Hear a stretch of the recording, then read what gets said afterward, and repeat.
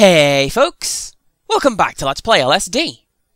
I'm your host CPC Gamer, and I would like to begin by apologising to that one viewer who thought this series was going to be me recounting the various things I saw while taking the hallucinogenic drugs, after which each of the videos is named. I have a naming theme for each of my video series, and that's it for this one. I mean, I've considered doing something similar, in as much as I've thought about setting up a channel or a blog where I just post whatever I dreamt last night, but I mean, as I mentioned before, I'm pretty sure there's no market for that. Also, isn't there meant to be a sun up there? I'm pretty sure there's meant to be a sun up there. And you know what? I'm going to walk into you. Let's see what happens. Linking is what happens. Who knew? But yeah, I've mentioned before how much I want to get some of my longer and more elaborate dreams illustrated and published, but why? Well, no, why is because I want to get paid for sleeping. But why would people even read that? That's one of the more important questions. And it's a question that is very quickly followed up with, like, where is everyone tonight? Oh, except for you, Greg. You don't count. And yeah, you'd better run. I killed a dragon in the last series I did. You think a head body is any match for me? No, sir. What do the leaves look like in this texture pack? Just leaves. Okay. So there's one texture pack where they look like a cluster of unblinking eyes. It's quite unsettling. And it makes sense, too, if you think about it. Because one of the more common things that people on hallucinogenic drugs report is that they are being watched. Or that there are eyes just everywhere, you know? And since this game is supposedly inspired by the things the author saw while taking drugs, I don't know, maybe I'm just trying to draw lines where there shouldn't be any. Hello? What are you guys doing? Man, I was just about to start complaining how the game's been annoyingly stable, and it hasn't thrown out any glitches or anything, and here we are with the T-posing Tengu. I mean, it's not completely destroying the in-game visuals like some of the glitches I've seen, but it sure is something. And I'm gonna follow you to see where you go. Oh, and there I go, mixing up my pronouns again. I'm the worst friend. Oh, and the Tengu ran off and the bad guy showed up. Let's go bother the other one, see if it's... Wait a second, they've respawned! And they're doing exactly the same thing as before. Interesting. Wonder why it's done that. Because it should call the code for the Tengu, like making them drop to the floor and run around, not floating their poser animations. I don't know. I do know I'm going to wait here and see what happens when these two models collide. Hopefully it's something amazing. I've only been waiting for like 5 years or whatever. Here we go.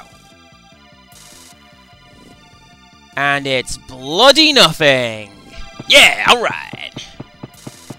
Although, that looks like a good thumbnail, and I'll be using that for this video. I hope it enticed you into watching part 94 in a series inexplicably out of order compared to the others.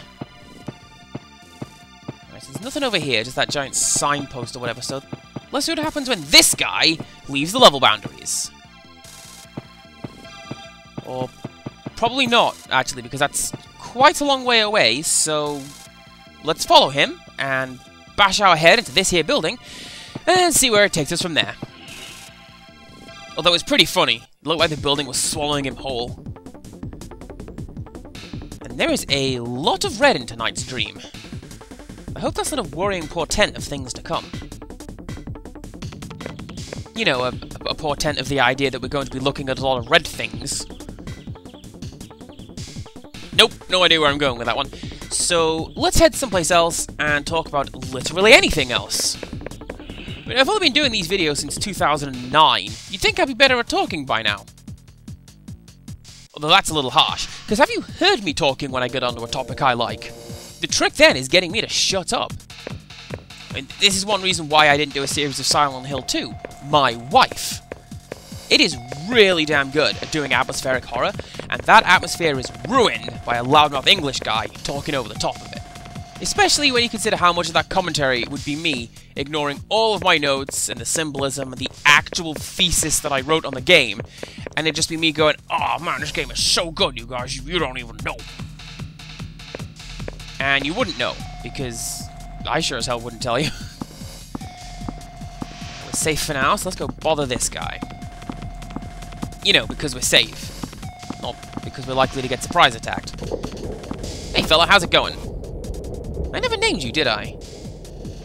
I named you... Oh, hey, look at that body against the wall. That's pretty sad.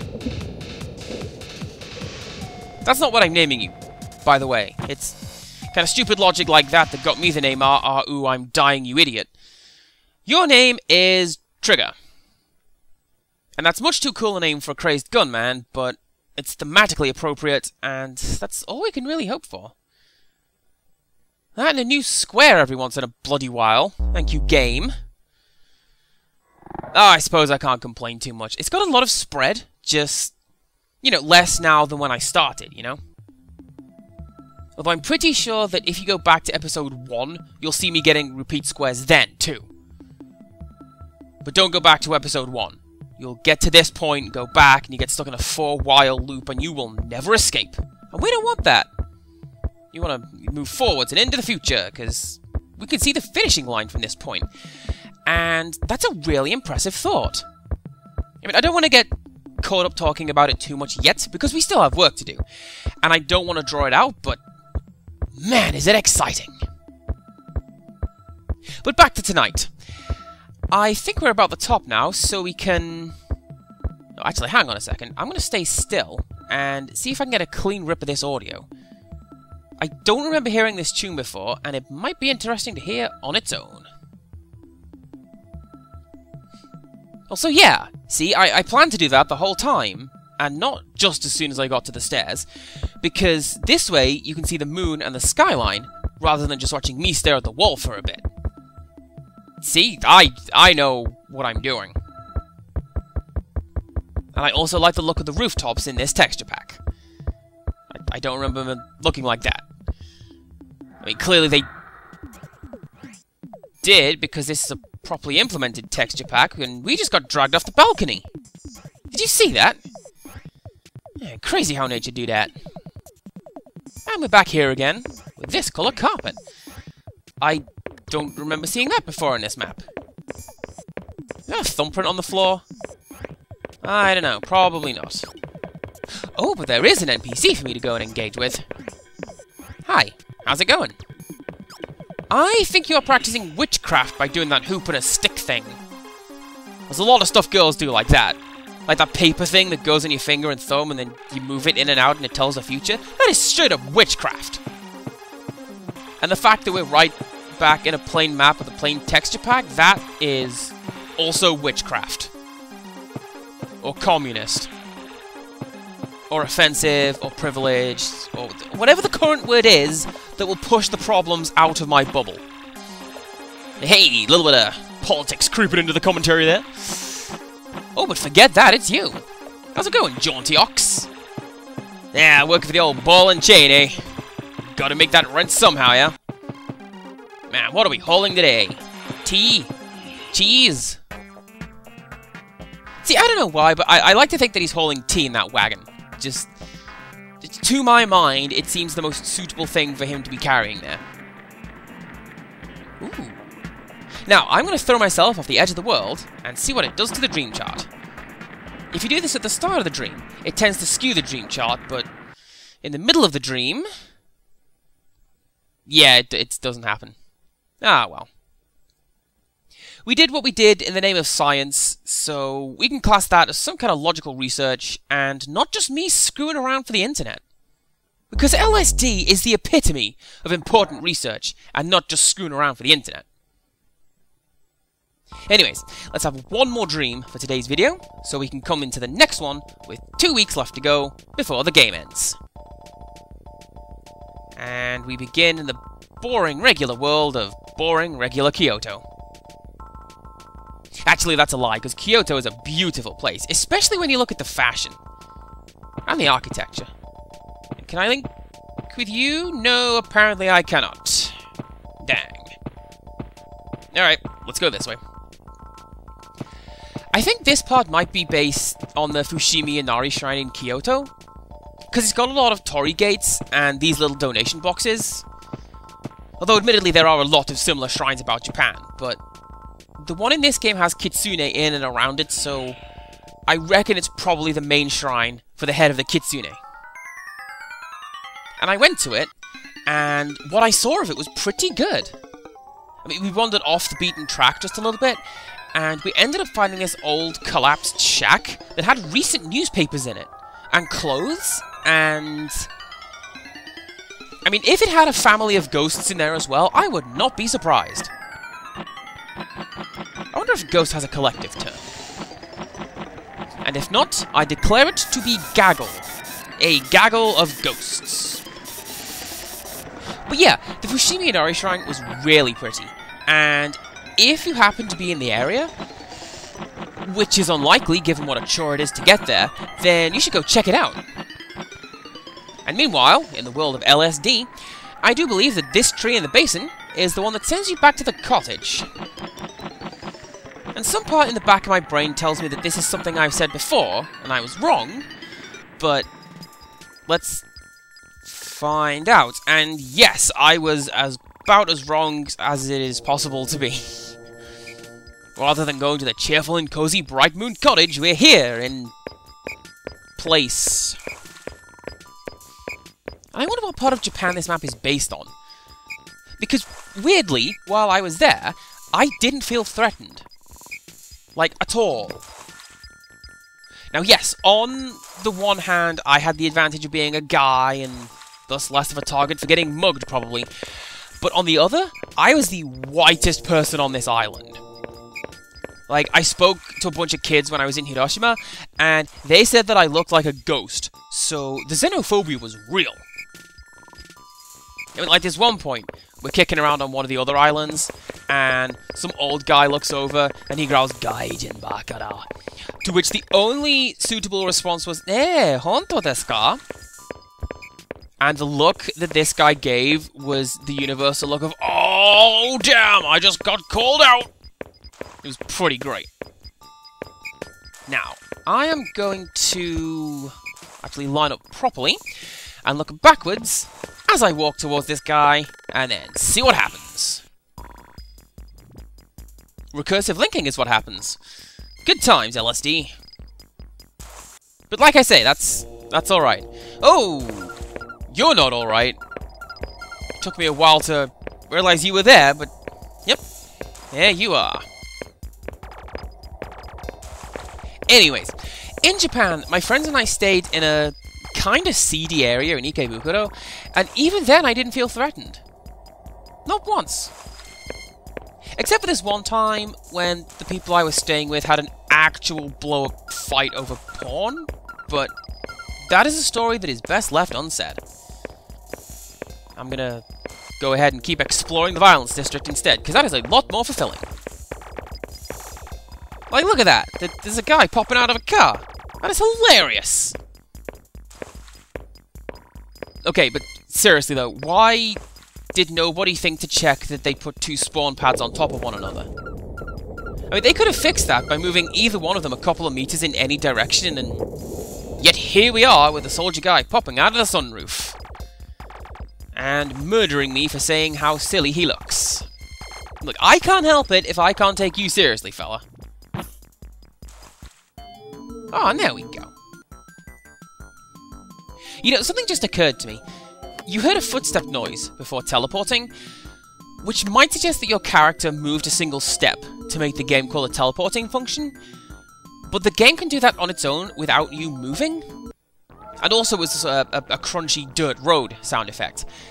I think that the implication is that the guard shot you, watched you drop to the ground, then kicked you when you were down to make sure you were dead, and that is why you teleport.